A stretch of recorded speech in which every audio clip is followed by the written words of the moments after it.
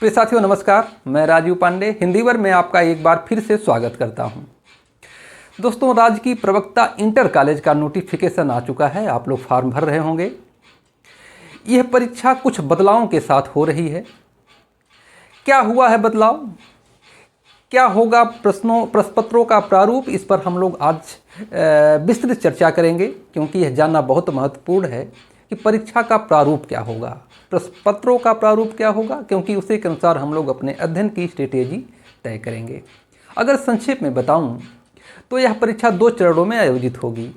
प्रारंभिक परीक्षा जो कि क्वालिफाइंग होगी, तथा मुख्य परीक्षा जिसके आधार पर आपकी मेरिट तय होगी और आपका अंतिम चयन होगा। आइए इसको ठीक से समझते हैं कि कैसे क्या प्रारूप है इसका। सबसे पहले कि यह द्विचरणीय परीक्षा है। यह परीक्षा जो है द्विचरणीय है। क्या क्या? पहला है प्रारंभिक परीक्षा। ये जो प्रारंभिक परीक्षा है ये क्वालिफाइंग नेचर की है। इसमें कुल मिलाकर के अगर प्रश्नों की संख्या बताएं, कुल प्रश्न जो होंगे वे होंगे 120। ठीक है। इस प्रश्नों की जो संख्या होगी वह 2 भागों में बटी हुई होगी। 80 प्रश्न जो होंगे यह आपके वैकल्पिक विषय के होंगे। जिस विषय से आपने मास्टर डिग्री हासिल की है उससे 80 प्रश्न होंगे, तथा 40 प्रश्न होंगे सामान्य अध्ययन से।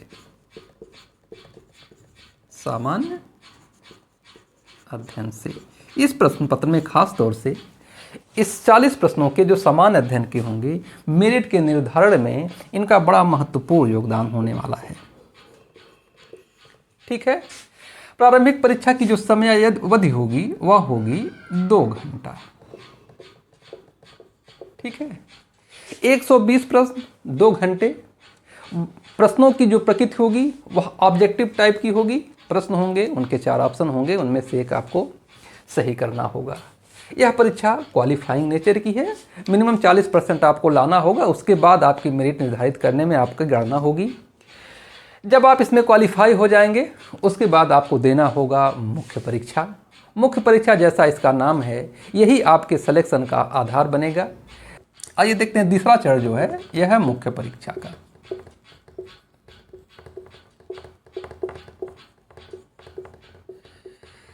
इसमें मिनिमम 40% क्वालिफिकेशन रखा गया है कि 40% मिनिमम आपको पाना ही पाना है। उसके बाद आप मेरिट बनाने में आ सकते हैं।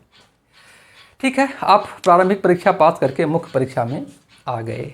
अब देखिए इस मुख्य परीक्षा की परीक्षा योजना क्या है। मुख्य परीक्षा में कुल मिलाकर के 2 प्रश्न पत्र होंगे। इसमें 2 प्रश्न पत्र होंगे। पहला सामान्य हिंदी एवं निबंध का। सामान्य हिंदी और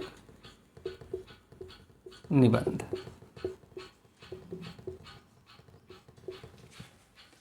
यह भी 2 भागों में बटा होगा। 50-50 अंकों का प्रश्न पत्र 1 2 भागों में बटा होगा। एक में अपठित गद्यांश, मुहावरे इत्यादि कुल मिलाकर के हिंदी व्याकरण से संबंधित पोर्शन है, और दूसरा भाग होगा निबंध का। ये पूरा का पूरा परिभाषित होगा, डिफाइंड होगा। इसका सिलेबस एकदम बिल्कुल डिफाइंड है, कहाँ से कौन सा प्रश्न आएगा। यहाँ तक कि निबंध भी डिफाइंड है कि 6 सेक्टर्स विभाजित बनाए गए हैं, उनमें से एक का चयन करके, एक निबंध का चयन करके आपको लिखना है। ये 50-50 अंकों का होगा। इस प्रश्न पत्र की जो समयावधि है वह होगी समयावधि 2 घंटे। यह 2 घंटे का प्रश्न होगा और इसका कुल अंक होगा 100 अंकों का प्रश्न पत्र सामान्य हिंदी और निबंध का होगा। और इसका जो दूसरा प्रश्न पत्र होगा वह होगा वैकल्पिक विषय का। वैकल्पिक विषय बहुत महत्वपूर्ण है, क्योंकि यह केवल 100 अंकों का है। ये महत्वपूर्ण तो निश्चित रूप से एक एक अंक होगा अंतिम चयन में, लेकिन समान हिंदी और निबंध है, जो लोग हिंदी विषय के नहीं हैं वो लोग लगभग आसपास ही रहेंगे, कितना भी कोशिश कर लें उनमें बहुत ज़्यादा अंकों का अंतर नहीं आएगा। लेकिन वैकल्पिक विषय में बहुत ज़्यादा लोग अंतर क्रिएट कर सकते हैं। अगर अपना वैकल्पिक विषय तैयार है तो आप 50% से लेकर के 70% तक वेरी आप कर सकते हैं। जहाँ पर एक एक नंबर इम्पॉर्टेंट है वहाँ पर 50 से 70 20 अंकों का अंतर बहुत महत्वपूर्ण हो जाता है। तो ये तो परीक्षा की योजना है, स्ट्रेटेजी कैसे बना सकते हैं हम लोग पढ़ने के लिए।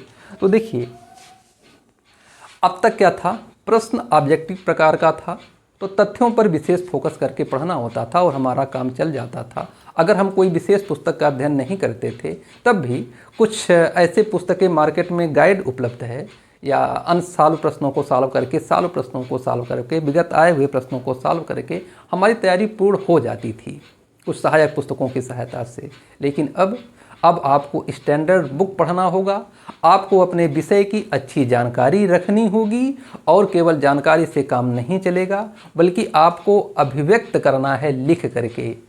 अगर आप में लिखने की क्षमता है, आप में जानकारी भी है, तब भी एक बड़ा महत्वपूर्ण फैक्टर है कि आपकी स्पीड अच्छी होनी चाहिए। कम समय में ज़्यादा अभिव्यक्त करने वाले अब चयन पाएंगे। यह परीक्षा क्योंकि अब स्टैंडर्ड माध्यम से होगी, स्टैंडर्ड तरीके से आयोजित होगी, इसलिए इसकी वैल्यू भी भविष्य में बढ़ने वाली है। अब आप सामान्य अध्ययन करके कुछ महीने पढ़ करके ही आप अंतिम चयन नहीं पा सकेंगे।